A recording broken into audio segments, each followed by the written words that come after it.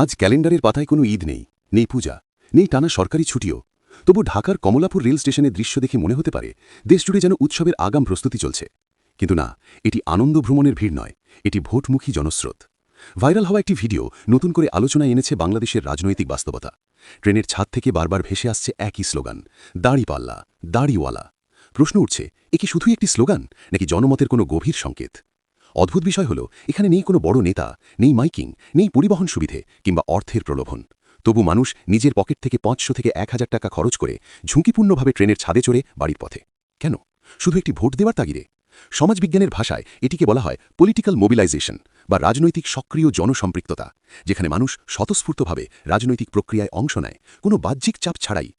রাজনীতির পর্যবেক্ষকরা প্রায়ই বলেন, ভিড় দুই ধরনের: একটি রেন্টেড ক্রাউড বা ভাড়াটে জনতা, যাদের আনা হয় সংগঠিতভাবে; অন্যটি অর্গ্যানিক ক্রাউড বা স্বতঃস্ফূর্ত জনসমাগম, যারা আসে নিজের বিশ্বাস থেকে। কমলাপুরের এই দৃশ্য অনেকের মতে দ্বিতীয়টির উদাহরণ হতে পারে। ভিডিওতে দেখা যায় শ্রমিক, ছাত্র, দিনমজুর, ছোট চাকরিজীবী সবাই যেন এক অদ্ভুত প্রত্যয়ে এগিয়ে যাচ্ছে। তাদের চোখে যে দৃঢ়তা, তা মনে করিয়ে দেয় পুরনো প্রবাদ, জনতার ঢেউ ঠেকাতে পারে না কোনো প্রাচীর।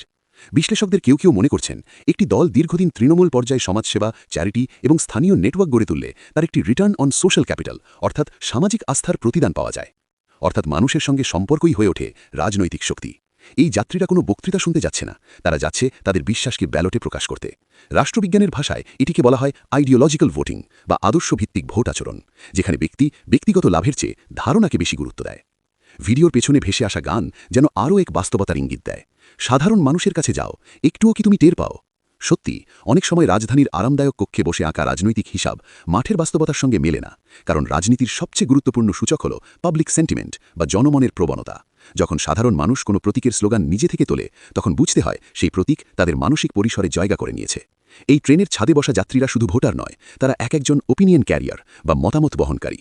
তারা গ্রামে পৌঁছে চায়ের দোকানে, বাজারে, আড্ডায় তাদের অভিজ্ঞতা শেয়ার করবে।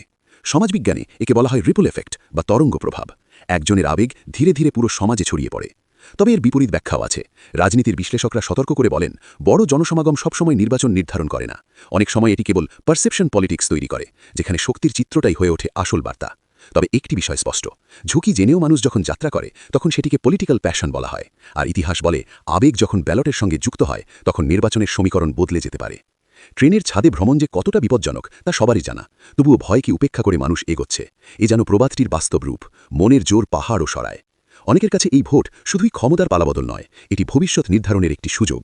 তবে প্রশ্ন রয়ে যায়, এই শহর থেকে গ্রামমুখী স্রোত কি সত্যিই নির্বাচনে বড় পরিবর্তনের ইঙ্গিত দেয়, নাকি এটি কেবল নির্বাচনী উত্তেজনার সাময়িক বহিঃপ্রকাশ? কারণ রাজনীতিতে একটি কথা প্রায়ই বলা হয়, politics is the art of the possible. রাজনীতি হল সম্ভাবনার শিল্প। শেষ মুহূর্ত পর্যন্ত এখানে সবকিছুই বদলাতে পারে। একটি বিষয় নিশ্চিত, যখন জনগণ নড়ে ওঠে, তখন রাজনৈতিক অঙ্ক নতুন করে লিখতে হয়। কমলাপুরের এই দৃশ্য যেন সেই বার্তাই দিচ্ছে, মাঠের রাজনীতি কখনো স্থির থাকে না। আজ যারা মানুষের কাছে গেছে, মানুষও হয়তো তাদের দিকেই তাকিয়ে আছে।